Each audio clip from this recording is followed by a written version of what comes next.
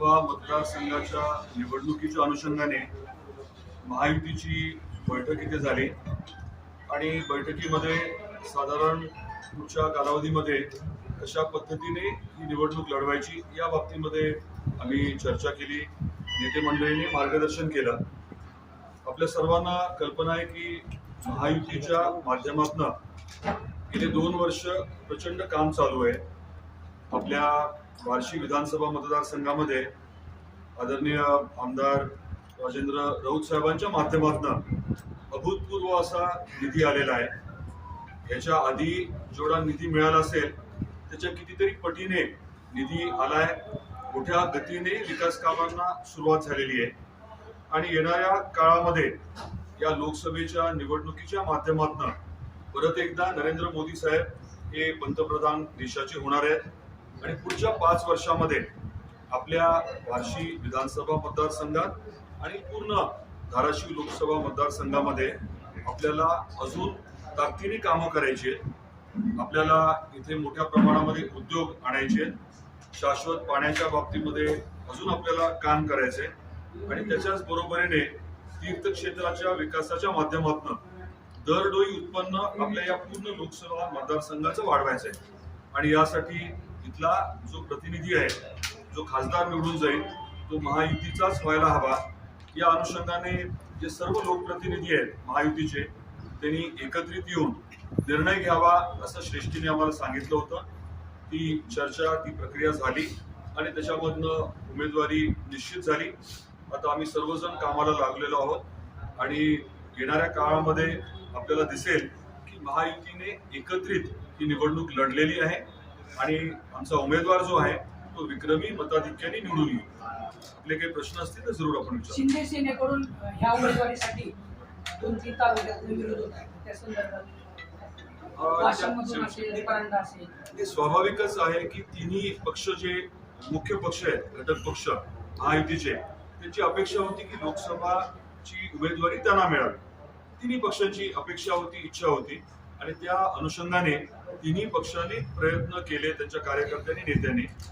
आणि जे ज्येष्ठ नेते आहेत आपल्या राज्यातले, म्हणजे आपले मुख्यमंत्री महोदय आणि दोन्ही उपमुख्यमंत्री महोदय, त्यांनी एकत्रित येऊन हा घेतलेला निर्णय आहे. निर्णय घेतल्यानंतर कदाचित काही लोकांना त्यांच्या श्रेष्ठींना भेटायचं असेल, त्या अनुषंगाने ती प्रक्रिया चालू असेल. परंतु महायुतीचा उमेदवार जो आहे तो निश्चित झालेला आहे. 1-2 दिवसामध्ये हे जे बाकीचे विषय आहेत ते सगळे निश्चितपणे क्लिअर होतील. उमेदवारी न मिळाल्याबद्दल ते सामूहिक राजीनामे द्यावे. आम्ही म्हटल्याप्रमाणे 2 दिवस या विषयांना द्या. हे सर्व विषय जे आहेत ते 2-1 दिवसात क्लिअर होतील. आमदार राजेंद्र राऊत यांच्या विकास कामाचा आपल्याला या निवडणुकीमध्ये फायदा होईल का? आता याबद्दल मी राजाभाऊंनी जे अप्रतिम काम केलंय नेता म्हणून, या विधानसभेचा नेता म्हणून जे काम केलेलं आहे हे आमच्या सरकारने देखील अनुकरण करावं असं आहे. याच्यापेक्षा अजून काय बोलू नये. एवढी शॉर्ट घेऊ नको. नाही गंभीर म्हटलं मी कशाला. नाही, याचं म्हणणं आहे की उमेदवार सांगितलं नाही.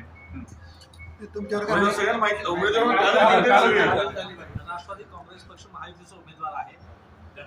तुमच्यावर सातत्यानं घराण्याशाहीचा आरोप होतो. एकाच घरात उमेदवारी घेतली त्याबद्दल कोण आरोप करते? विरोधी पार्टी कोण म्हणजे कोण? विरोधी पक्षाचे म्हणजे लोक कोण? कार्यकर्ते म्हणजे कोण? तुमच्या विरोधकात आहेत की म्हणजे कोण? म्हणजे कोण? ते पण यांच्या घराण्यातलेच आहेत ते. पोट भरलं नाही म्हणून तसं आहे. ते एक गोष्ट आहे की डॉक्टर पद्मसिंह पाटील साहेब आणि त्यांचे कुटुंबीय एका वेगळ्या संस्काराने राजकारणामध्ये आहेत. राजकारणामध्ये अडीअडचणीमधल्या असलेल्या लोकांना मदत करणं, आपल्या भागाच्या विकासासाठी जे काही करणं शक्य आहे ते करणं, हे डॉक्टर साहेबांची आम्हाला शिकवण आहे. आणि आपल्या या पूर्ण परिसरातले, आपल्याला माहिती असेल डॉक्टर साहेब बार्शीमध्ये शिकायला होते काही वर्ष, त्यामुळे ह्या पूर्ण परिसरातले लोक हे कुटुंबीय आहेत असं डॉक्टर साहेब पहिल्यापासून मानतात. कुठली अडचण असेल सोडवण्यासाठी प्रामाणिक प्रयत्न असतात. आता आपण हजारो पेशंट्स, म्हणजे कुठलाही पैसे न घेता हजारो पेशंट्स जे आहेत ते व्यवस्थित करू शकलो. लाखो पेशंट्सचे रोगनिदान शिबिर झाले, कुठे आपण असं ऍडव्हर्टायझिंग केलं का? मला सांगायचं एवढंच की डॉक्टर पद्मसिंह पाटील साहेबांबद्दल, त्यांच्या कुटुंबियांबद्दल लोकांना जी काही आत्मीयता आहे ती यामुळे आहे की ते वेळ देतात, अडीअडचणी सोडवतात आणि प्रामाणिकपणे काम करतात. एवढं मी सांगेन. तुमचे प्रतिस्पर्धी म्हणतात की आता प्रचार लागल्यानंतर पुढच्या प्रचाराला स्पर्धा दिसणार का? आमच्यासाठी सुद्धा राहणार असं त्यांचं मत आहे. त्यांनी काळजी करू नये एवढं मी म्हणेन. म्हणजे प्रतिस्पर्धी पुन्हा एकदा ची जी दरवेळची लढत असते पारंपरिक लढत तीच आहे. फक्त गेल्या वर्षाला तुम्ही इकडे होतात आणि ओमदादा इकडे होते, आता त्या जागा बदलला, निकाल बदलेल का? नाही, मी आपल्याला एवढंच सांगतो की गेल्या काही वर्षांमध्ये राजभवनच्या माध्यमातून झालेलं काम असेल किंवा माझ्या माध्यमातून धाराशिव जिल्ह्यामध्ये झालेलं काम असेल, मी काही फक्त माझ्या विधानसभा मतदारसंघापुरतं मर्यादित नाही काम केलेलं आहे. मला जी ती जबाबदारीच पक्षाने दिलेली आहे ती पूर्ण दिलेली आहे. त्यामुळे जे काम झाले त्याची आपण माहिती घ्या ना.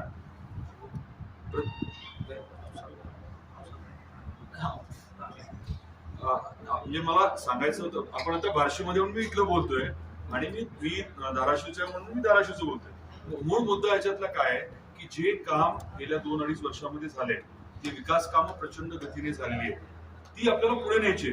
ही गती आपल्याला अजून कितीतरी पटीने वाढवायची आणि ते करण्यासाठी खासदार जो आहे तो मोदी साहेबांबरोबरचा असायला हवा. आपल्याला ताकद द्यायची ती मोदी साहेबांना द्यायची. ही निवडणूक जी आहे ना ही अगदी आपली स्थानिक किंवा काय अजित पवार साहेब बोलतात तशा प्रकारची ती निवडणूक नाहीये. अजित पवार साहेब बोलतात तसं ही देश पातळीवरची निवडणूक आहे. मुद्दे जे आहेत ते विकासाचे पाहिजे, मुद्दे जे आहेत ते मोदी साहेबांचे पाहिजे. काय अजून मला तिकीट जे मिळालं ना ते पुन्हा एकदा तुम्ही पाहुणे आहात म्हणून तुम्हाला तिकीट देण्यात आलं असं आरोप नाही, त्याचं उत्तर मी देतो. शेवटी या ठिकाणी आताच आपणच प्रश्न विचारला थोरातांनी की जे काही सामूहिक राजीनामे वगैरे द्यायला, तो विषय मुळातच या जागेकरता एवढी रेस होती.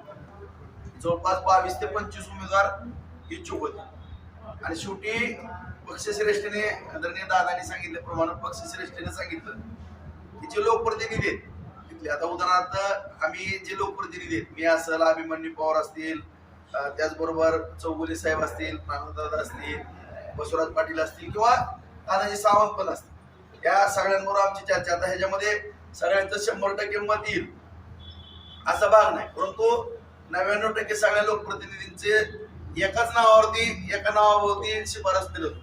त्या म्हणजे अर्चनाताई राणा जगजितसिंग पाटील.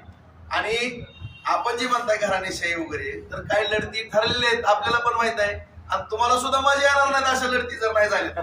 जनतेला पण येणार नाही, पत्रकाराला पण येणार नाही. त्याच्यामुळं घराणेशाही वगैरे काही नाहीये. आणि ही जी उमेदवारी होती ती 22-25 जण उमेदवारी मागत होती. आपल्याला सगळ्यांना माहिती आहे, प्रत्येक जण फिरत होता, कोण कोण वेगळ्या पद्धतीने तर मला उमेदवारी मिळावं म्हणून. परंतु जे सक्षम आहेत, ज्यांनी आज दादांना जरी स्वतःच काही सांगता कमी येत असेल तरी मी सांगतो, कारण ते त्यांच्या तोंडनं सांगणं त्यांना योग्य वाटत असेल, म्हणून आम्ही सांगतो की महाराष्ट्राच्या राजकारणामध्ये सुद्धा ज्यावेळेस आदरणीय पवार साहेबांनी राजकारणामध्ये पुढाकार घेतला, त्यांची पाठराखण करण्याचं काम डॉक्टर पद्मसिंह पाटील साहेबांनी केलेलं आहे. आणि महाराष्ट्राच्या राजकारणामध्ये प्रमुख भूमिका आज डॉक्टर पद्मसिंह पाटील यांच्या घराण्याची असायची आणि त्यांचा वारसा असलेला आणि कायमस्वरूपी राजकारणामध्ये पूर्ण जिल्हा राज्यभर कार्यरत असलेलं घराणं आहे. त्याच्यामुळे शेवटी ही जी निवडणूक आहे या निवडणुकीला उमेदवार शेवटी सगळ्यांची शिफारस कुठे येणार आहे, ज्यांच्याकडनं काम होत आहे किंवा ज्यांच्याकडनं सातत्यानं लोकांच्या गरजा भागतात. शेवटी निवडणूक लढवायची कशासाठी लढवायची, आमदार व्हायचं कशासाठी व्हायचं, खासदार व्हायचं कशासाठी, आम जनतेचे प्रश्न सोडवणं ही प्राथमिकता असली पाहिजे. परंतु आता जे आपण मुद्दा उपस्थित केला की आता या ठिकाणी मी आवाहन करतो प्रतिस्पर्ध्याला, कारण तुम्हाला पण माहित आहे की माझं एवढं जाणी दुश्मनी जरी असली तरी मी नाव घेत नाही माझ्या विरोधात. परंतु जी काम करण्याची पद्धत आहे, आज माननीय नरेंद्र मोदी साहेबांच्या माध्यमातून, एकनाथ शिंदे साहेब, फडणवीस साहेब, अजितदादा यांच्या माध्यमातून संपूर्ण धाराशिव मतदारसंघ, उस्मानाबाद मतदारसंघ, बार्शी असेल किंवा दादांचा संपूर्ण जिल्हा असेल, औसा असेल, एवढा निधी आमच्या स्वप्नात पण कधी आला नाही. काम बघून तुम्हाला पण मी पत्रकारांना विनंती करतो की जी बोलवच्छन आता चाललेलं किती निधी आणला तुम्ही पण विचारा ना. शेवटी निधीची तुलना करा. आणि आज अर्चनाताई जे उमेदवार आहेत, तुम्ही जे म्हणता घराण्याचे आहेत, त्यांचं काम जिल्हा परिषदेचे उपाध्यक्ष म्हणून बघा. आज मी जवळपास नितीनजी सांगितलं 400 ते 450 फोन केले, दादांना पण माहित नसतं.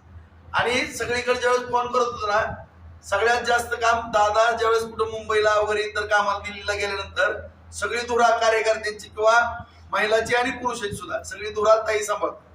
आणि एवढं मोठं काम त्या भागामध्ये आहे, त्याच्यामुळं त्यांची मेरिटवरती उमेदवारी काढली. आणि तुम्ही पण बघा, आज थोडं बार्शीला जरी दादा किंवा डॉक्टर साहेब परिचित आहेत, ताई इकडे जरी थोडं परिचयामध्ये थोडं हे असेल तर आम्ही त्यांचे सख्य भाऊ आम्ही जे काम केलेलं आहे त्या कामाने भविष्य काळामध्ये जी अपेक्षा आहेत खासदार म्हणून, काय खासदारची कामं काय असतात, आता दादाने सांगितलं काय काम असतात खासदारची, एसटी जागा द्यायचं काम आहे का? आज या ठिकाणी नवीन उद्योग आणणं, नवीन योजना आणलं. आणि जर तुम्ही बार्शी तालुक्यातला जर आकडा काढला, मला फक्त 2 कोटीच्या पुढे आकडा जर दिसला कुठं तर सांगा.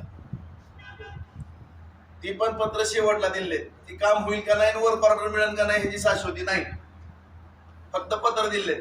आणि मग असं जर कोणी खोटं बोलून काय करत असेल तर उत्तरदायित्व वागाय. माझी खास करून लोकशाहीचा 4था आधारस्तंभ म्हणून तुमच्याकडनं अपेक्षा आहे. आता मी बोलतो की तुम्ही पण विचारा की नेमकं काम राणादादांचं काम कसं आहे, अर्चनाताईंचं काम कसं आहे, आणि माननीय मोदी साहेबांच्या माध्यमातून झालेलं काम कसं आहे. शेवटी मोदी साहेबांच्याच नावावर मतं मागितली, मी मोदी साहेबांमुळे निवडून आलो म्हणायचं, आणि परत मोदी साहेबांनी माझ्या विरोधात बोला म्हणायचं, ही कृतज्ञता झाली. ह्याला काही माणसं म्हणत नाहीत. त्याच्यामुळं ज्यांनी त्यांनी आपापल्या पद्धतीने राहावं. आणि माझी या ठिकाणी पत्रकार बांधवाला सुद्धा विनंती आहे की जी काम करणारी माणसं आहेत त्या कामाची सगळ्यांनी दखल घ्यावी, आणि जे करत नाहीत हे सुद्धा पत्रकारांनी जागृतीचं काम तुम्ही पण करावं अशी विनंती. 3ऱ्या टप्प्यातलं आपलं 7 मेचं मतदान आहे आणि 12 ते 19 एप्रिलला फॉर्म भरायचा आहे. तर आपली काही तारीख निश्चित आहे का, मुहूर्त काढलाय का फॉर्म भरायचा अर्चनाताईंनी? टेंटेटिव्हली 18 तारखेला आहे, टेंटेटिव्हली, आणि 18-19 असं आहे. काही मध्ये सुट्ट्या येत बरोबर. मला एक गोष्ट आपल्या निदर्शनास आणायची आहे की जेव्हा उमेदवारी डिक्लेअर झाली तेव्हा आपल्यालाही ती कल्पना असेल की आदरणीय राजाभाऊ तर होतेच, परंतु राष्ट्रवादीचे 2 आमदार तिथं असायलाच हवे होते, शिवसेनेचे देखील आमदार होते, बीजेपीचे देखील आमदार होते, आणि सगळ्यांनी मिळून ह्या डिक्लेरेशनच्या वेळेस उपस्थिती जी आहे ती आवर्जून ठेवली होती. हे देखील आपण लोकांपर्यंत कसं पोहोचू शकता ते जरूर आपण पोहोचवावं. ते काही लोकांच्या ते लक्षात आलं नव्हतं म्हणून मुद्दा मी मांडला. दादा अजून एक प्रश्न होता विरोधकाचा की ते म्हणतात की आता तुम्ही उभा राहताय पण माझ्यासारखं 1 महिनाभर काम करून दाखवा म्हणतात. काय काम केलं ते सांगा मला. नाही, 1 मिनिट. माझा मुद्दा काय आहे की काम जे आहे ना ते नेमकं काय केलंय हे सांगितलं गेलं पाहिजे. आणि त्याच्या बाबतीमध्ये ना आमची एक खुली ऑफर आहे. खुली ऑफर ही आहे की त्यांनी एखादं काम केलेलं सांगावं आणि त्याचं पोस्टमॉर्टम करण्याची आमचं कुणी त्याचं व्यवस्थित पोस्टमॉर्टम करून देईल. खुली ऑफर आहे. म्हणून तर मी पत्रकार बांधवाला म्हणतो तुम्ही खरंच माझे हात जोडून विनंती आहे, तुम्ही त्याची कामाची यादी नाही, बार्शीच आपण काय करू, बाकी सगळं थोडं बाजूला ठेवू. बार्शीमध्ये केलेलं काम जे आहे ना सगळ्यात मोठं केलेलं काम आपण सांगा, आणि मग त्याचं बाकी पुढचं जे ते आम्ही बघू. 2 अनुभव घेतले. एक दिल्लीमध्ये गेल्यानंतर तिथे निवासाची व्यवस्था त्यासाठी पत्र घेतलं होतं, तिथं अजिबात मिळालं नाही. दुसरं